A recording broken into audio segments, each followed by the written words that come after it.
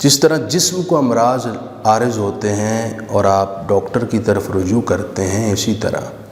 دل اور روح کو بھی امراض لاحق ہوتے ہیں اور اس کے بھی ڈاکٹر ہیں جسے مرشد یا شیخ کامل کہا جاتا ہے۔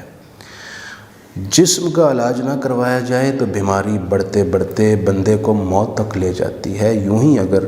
دل و روح کی بیماری کا پراپر علاج نہ کروایا جائے تو ایمان کو بہت شدید نقصان پہنچتا ہے، بلکہ روح اور دل کی بیماری بعض اوقات اتنی خطرناک ہوتی ہے جو ایمان کے سلب ہو جانے کا باعث بنتی ہے۔ حضرت شیخ جنید بغدادی نے تو یہاں تک کہا کہ بری نظر ڈالنا، کسی غیر عورت کی طرف شہوت سے بری نظر ڈالنا، یہ موت کے وقت کلمے سے محرومی کا باعث بھی بن جاتی ہے۔ آپ کے ایک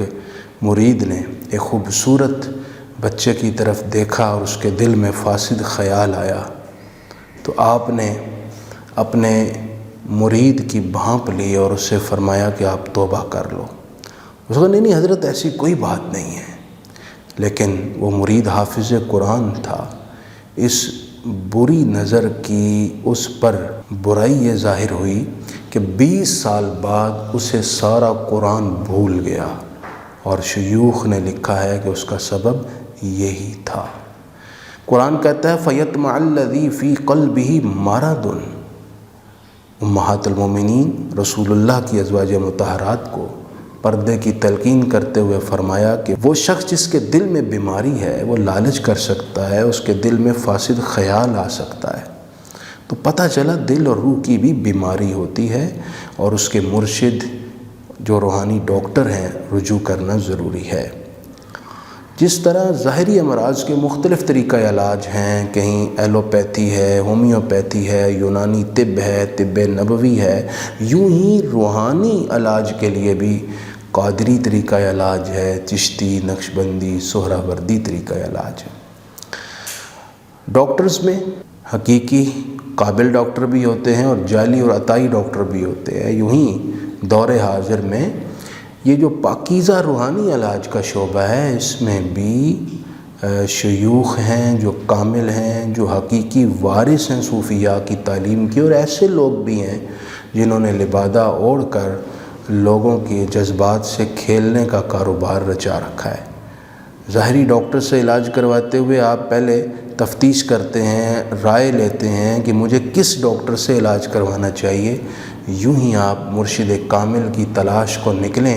اور روحانی بیماری کا علاج کرانے کی جستجو رکھیں تو کسی کی رائے لے لیں، کسی صاحب علم کی، صاحب نظر کی، تاکہ آپ حقیقی مرشد تک پہنچ سکیں۔ جو شیوخ کاملہ ہوتے ہیں وہ مرید کی چند لفظوں میں غیر محسوس طریقے سے ہی تربیت کر دیتے ہیں جس سے اس کو حقیقت تک رسائی میسر آتی ہے۔ حضرت داتا علی حجویری آپ فرماتے ہیں کہ میں اپنے مرشد کے ساتھ سفر میں تھا،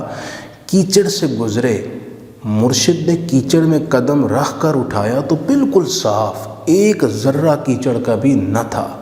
میں نے کیچڑ میں پاؤں رکھے تو میرے پاؤں کیچڑ میں ملوث تھے۔ مرشد کامل کی طرف سوالیہ نظر سے دیکھا، مرشد میرے دل کی بھانپ گئے، مجھے فرمانے لگے کہ علی حجویری بات دراصل یہ ہے، میں نے اپنے دل کو حرص اور ہوس سے بچایا، میرے رب نے میرے ظاہر کو ظاہری نجاستوں سے بچا لیا۔ یہ تھی تربیت، چند لفظوں میں کتنی خوبصورت بات کر کے روحانی دنیا میں ترقی کے راستے کو ہموار کیا اور رکاوٹ کا پتہ بھی بتا دیا۔